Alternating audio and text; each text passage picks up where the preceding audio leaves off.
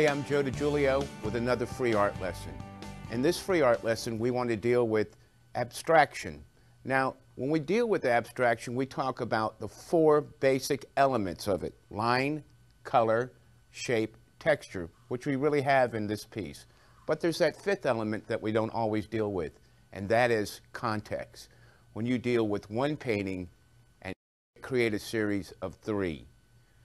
One by itself doesn't really mean a whole lot, but when we put them all together, it can be anything, but putting them all together in a series creates context. It gives something to feed off of one another. By itself, yeah, it's a painting, but when you put all three, they come together to make sense. We're going to check out some more examples of that in just a minute. Okay, as you can see from this first piece, on its own, it has the basic elements of line, color, and texture, as well as shape in it. And on its own merits, yes, it's a nice, interesting piece. But when we combine it with another piece of like, the diptych is created, and it gives context. Now, because they have similar palettes, similar lines, similar textures, they seem to work together in a nice set and create a lot more of interest to it. The importance of context, a set, a series, that's what we're really looking for. You can do anything. You're not painting a barn, or you're not painting a cow or whatever, because we're dealing with non-representational work.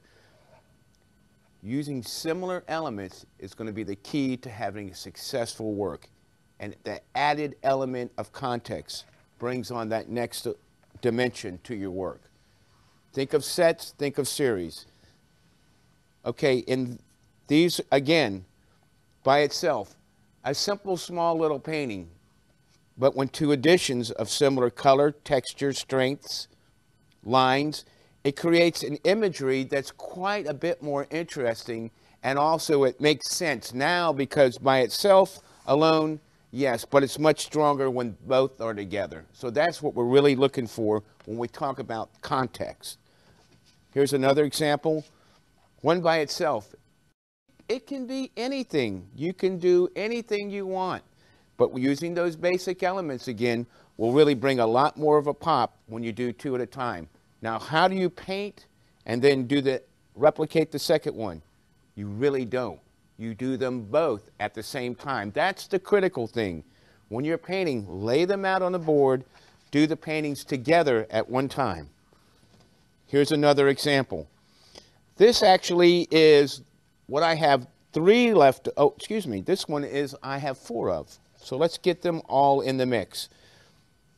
When I did these, I had them all laid out, taped down, and I painted all four of them at one time.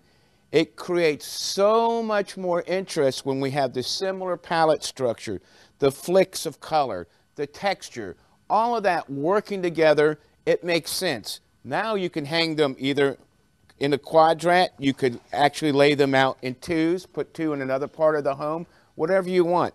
But I want to strive to give you the importance of having the set work together for you.